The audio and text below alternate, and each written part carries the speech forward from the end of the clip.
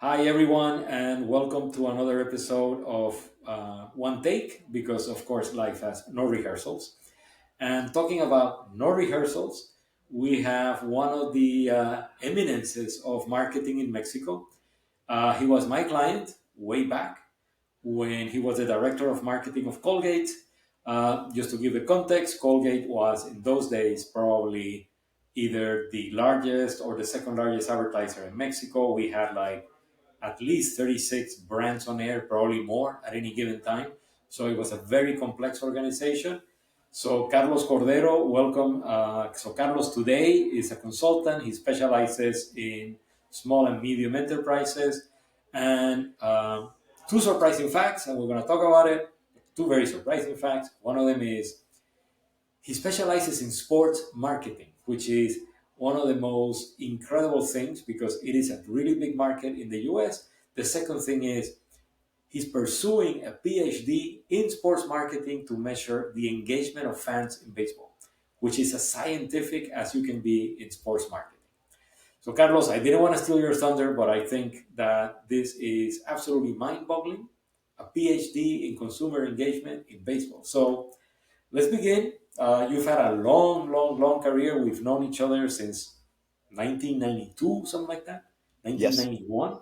So many, many, many years. Um, so tell me, like, what began for you? What was that decisive moment that created the modern Carlos Cordero? Well, thank you. First of all, thank you, Marcelo, for that very nice introduction. And going to the point, you remember me, I will go directly. I think that as you mentioned, I had spent 20 years of my career with Colgate, four of them in global in the headquarters in New York, where I was responsible for the European business in fabric care. And I think that when there was a point, an inflection date, when I had to either move to another subsidiary, isn't that right? Or coming back to Mexico. And in that time, I remember, I guess you remember them, Javier Garcia Teruel, who Oh, was yes, my of course.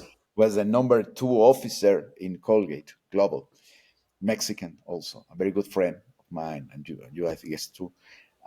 He called me to his office in Park Avenue, and he told me, "We need you in Mexico." I didn't want to come back to Mexico really at the beginning, but he told me, "We need you in Mexico because you remember all your generation. Suddenly, everyone has left in Colgate for all global posts, but now we are under attack by Unilever. Unilever in home care had not been in a strong presence, okay, in Mexico.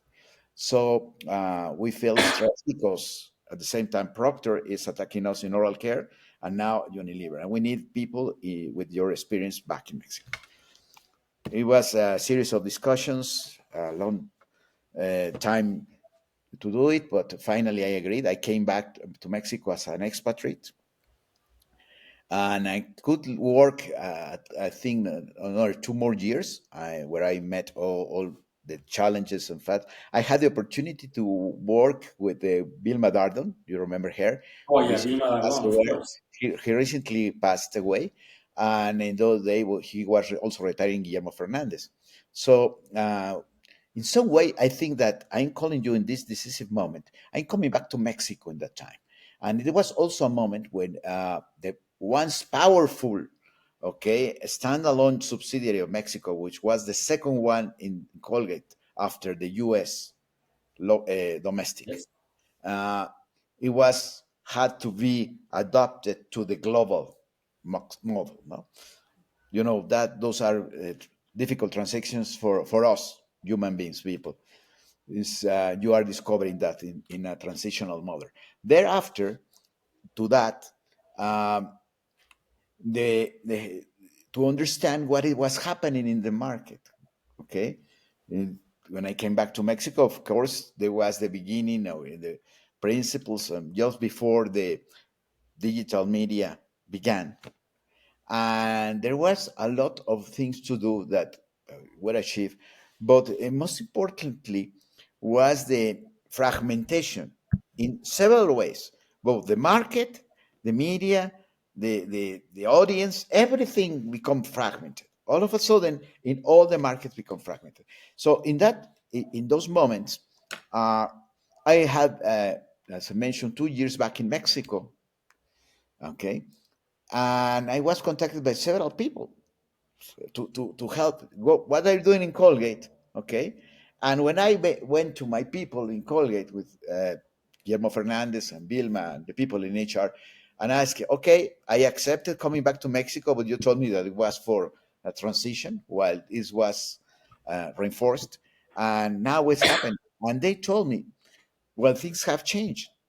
The world for expatriates has changed. So if you want to move, yes, there is still the window, but the window has closed down. Okay. So you saw that line, there are like 10 people that you will have to be online to waiting for be transferred to move to another post. Okay, so I spoke with my friends and I made this tough decision. Well, then I have a lot of offerings here in the local market, and it seems that it is going to take too much to move forward in Colgate alone. So I went back to Mr. Fernandez and I told him, I have this, and I think that this is the time for me to leave. And of course, I knew that there was this time of the organization we were being shrunk, okay? And a lot of pressure was with people in the middle age like us, okay? So I told them, okay, I can retire. I mean, don't worry, you can help me. I have offerings here. I can do both. No? And I think that I have had to thank you, thanks God that I have a lot of friends like you. And their advice was, Mr. Fernandez told me, if you stay here in Colgate at least 6 months more, I can help you. So the decision, well, why I will spend 6 months more if I have the offerings here now up front. Uh, you help me to train people in Colgate. I will give you a preliminary, an in advance retirement program, something like 90% of the package. Okay. Wow. So I'll say, okay, take it for granted. Okay. So I had to go back with some of the offerings, and there was only one who accepted this deal to wait for 6 months. And it worked perfectly. It was the offering was to make a startup, a company from scratch, in a company that was being formed by people like us in that situation, professionals from Procter, from everywhere, and the idea was to make a company in the food business with some brands that were spin-offs of Unilever. Unilever was going to release mainly the fat business, oils, okay, but also some other things in the portfolio. So the main fund was coming from the UK, okay. Uh, they accepted to move to that position. We formed a pretty nice company. I think, as you remember, Aceite Capullo Sí, hombre. was the flagship of the company. But there were some other brands in there, no, like peanut butter, no, uh, spices. For me, it was a challenge, and I say, okay, let's go. With having been with all the support to Colgate, okay. So I had to work. I remember in the middle of that year, and I made the transition.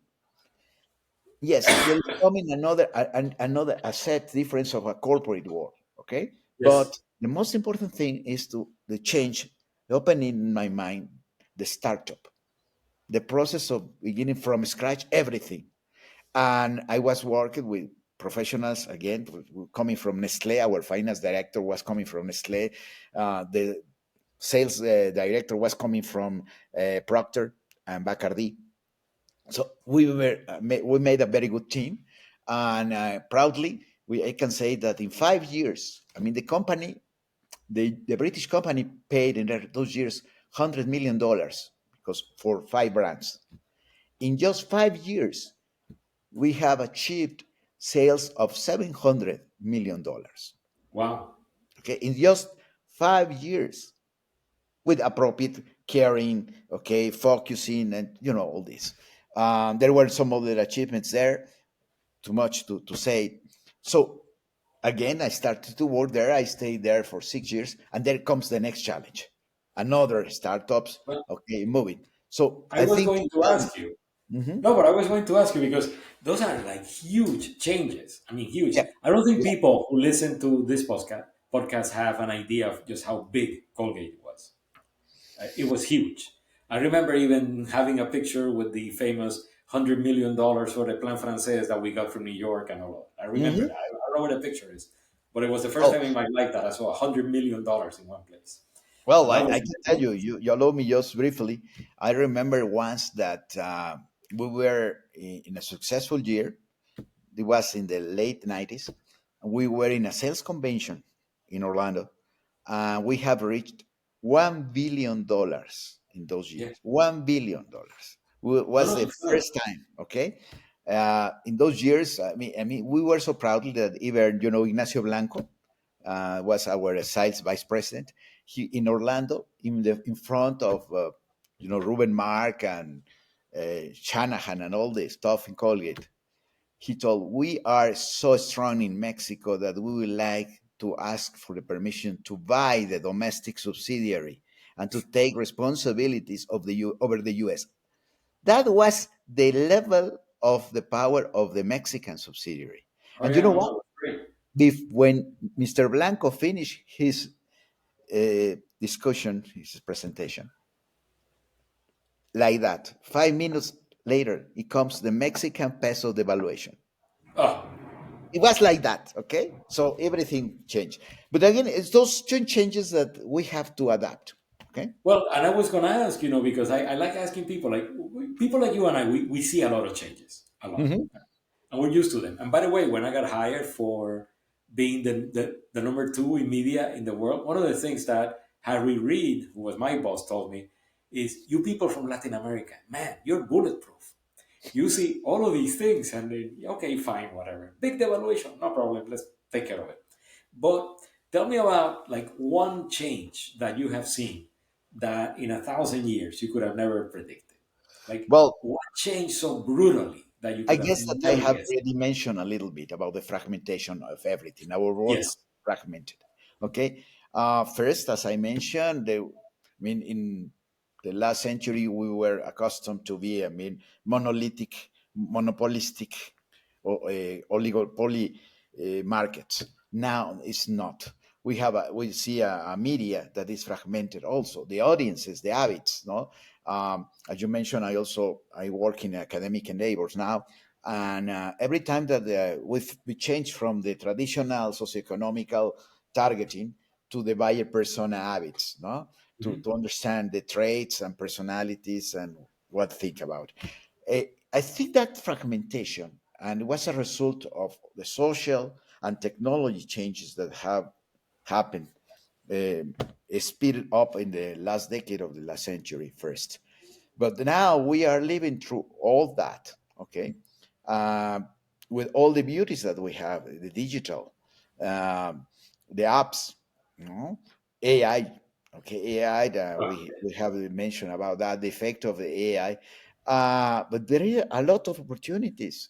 That big change, technological change, is like moving up because there were, of course, consequences for everyone, for the companies, for media clients, and also for the people. Okay, we Yep. see the difference now. Gen Z, millennials, Gen X, and everyone. We baby boomers, no. But I think that there are challenges on that. Okay, uh, moving in this move while I'm doing that in my life, I had to face the move from the corporate tranquility Yeah. and stable conditions to move to a small fragment business creation growth in startups, and thereafter to face the need to see different fragments of the market. So let That me Mhm, no no let me focus on something that I found mhm, really interesting about your PhD. I just finished a proposal for a company anyway. I'm not going to go into it.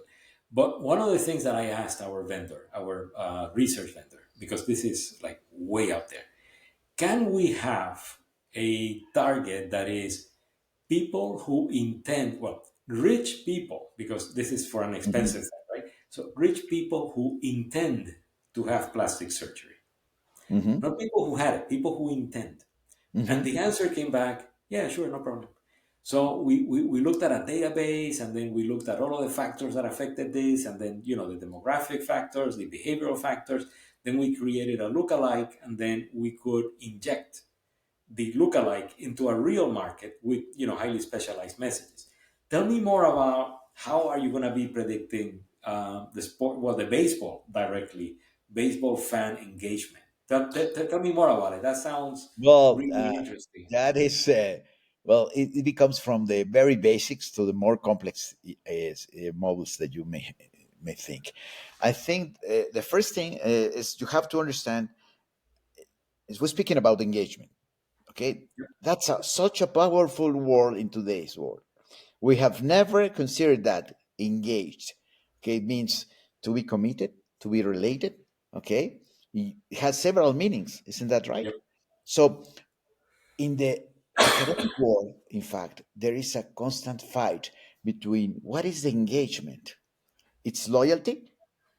Okay. So we have to understand how we are going to divide if it's behavioral, if it's attitudinal, okay, or if it's the loyalty transactional. Hmm. Okay. So there are different ways to measure that. Mhm. So you can do both, either qualitative or quantitative. Okay, there are different kinds again that they're interrelate.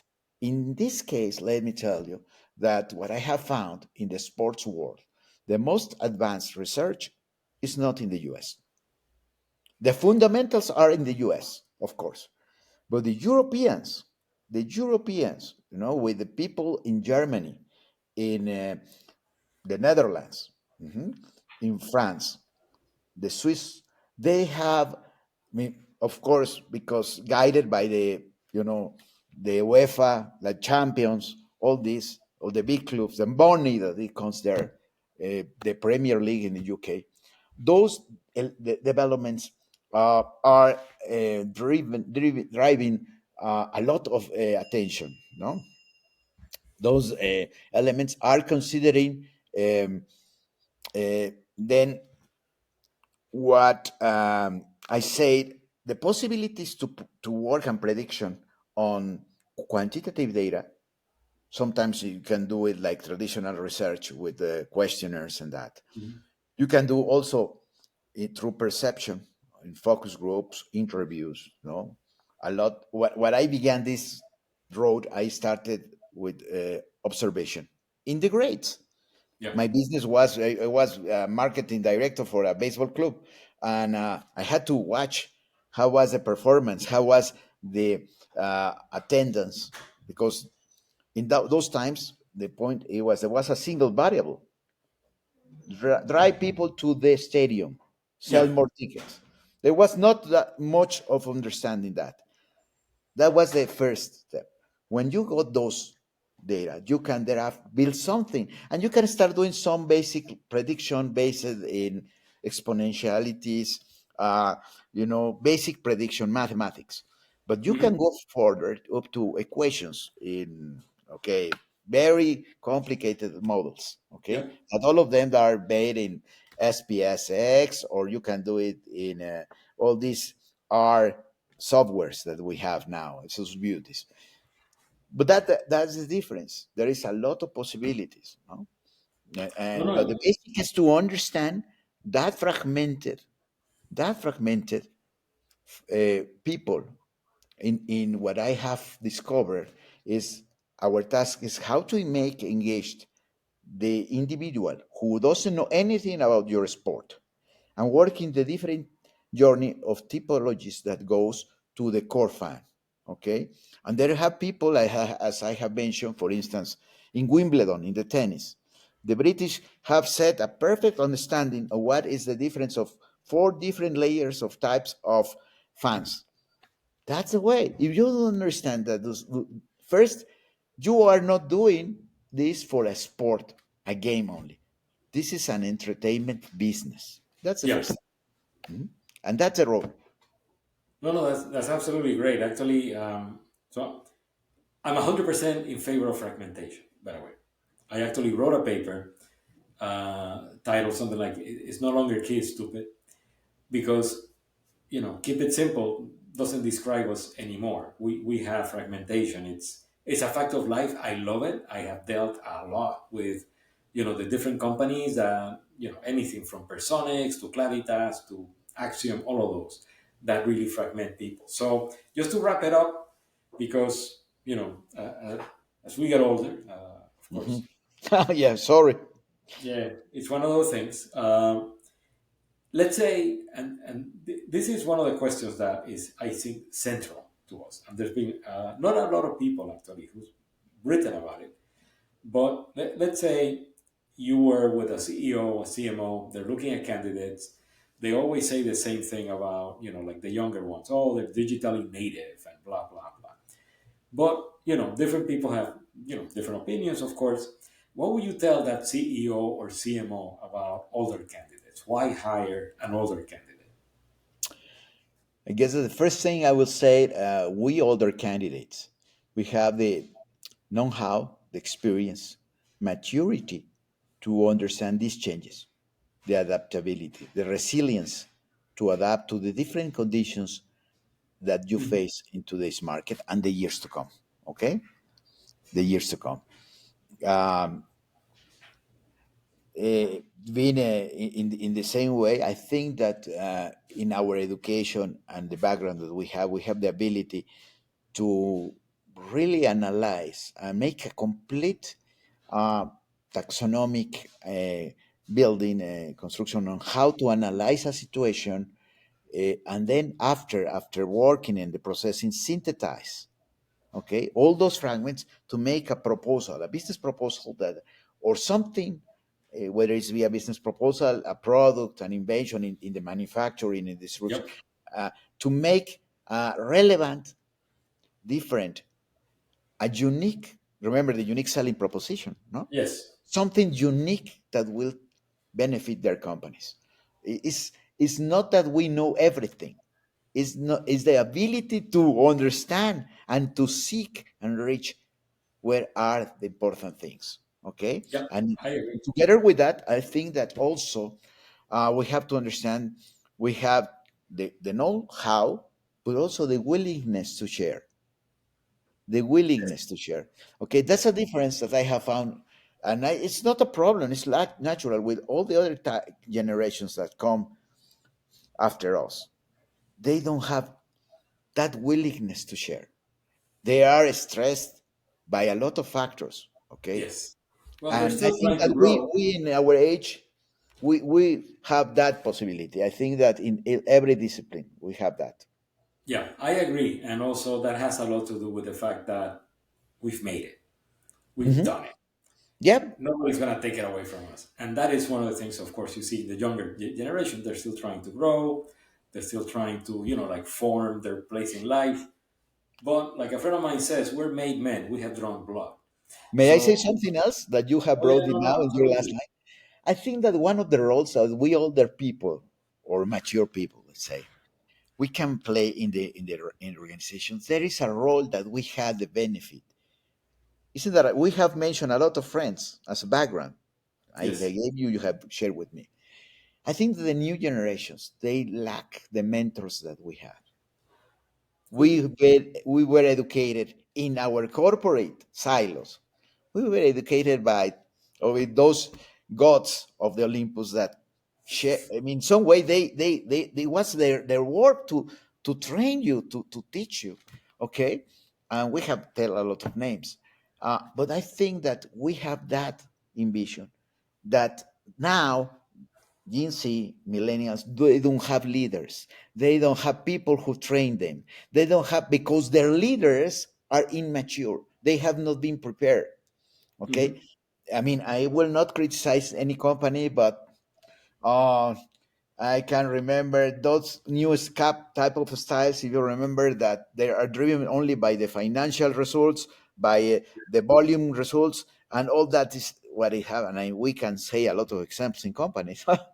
But uh, young people, they don't know where to look for a single advice. Okay, I have I mean, I have said throughout all my college professor years, I have a lot of students that come back, and I met them in some meetings and that, and Mhm. they ask for some advice, okay? And they work for PepsiCo, and they work for Conagra, they work for Nestle, what a Colgate, no? And I think that our role is that sharing all the beauty and the experience that we have, and that we have built without fears. You Yep. mentioned you can we were accustomed to challenge, okay? Yes. They cannot challenge. They cannot challenge the situation. They have to adapt, and they don't know what to adapt to because the leaders that they have on top, they are not also being prepared. Well, hopefully we can prepare some of Oh, them. yeah, hopefully. That's a mission. Hopefully. Let them reach out too. I'm more than willing. I'm sure you're more than willing. Hmm. So, Carlos, it's been a real pleasure. Um, we'll still be in touch. We've been in Of touch course. for now years. I wish you the very best with the PhD. Thank you. I will tell you when the date is, of course. It's a lot of work, man. Oh, yeah. Well, I have It's gone a lot of from my thesis is now, it's a lot of work, and I have also adapted to the AI, because we have yes, the beauties that baseball being such an statistics based sport, yeah, it has a lot of opportunities now. great. Well, thank you very much for joining us. Thank you very much for accepting the invitation. I wish you the best of luck, and let's keep in touch. Keep in touch, Marcelo, and all the best also for you. Thank Thank you. you. Bye, Carlos. Bye.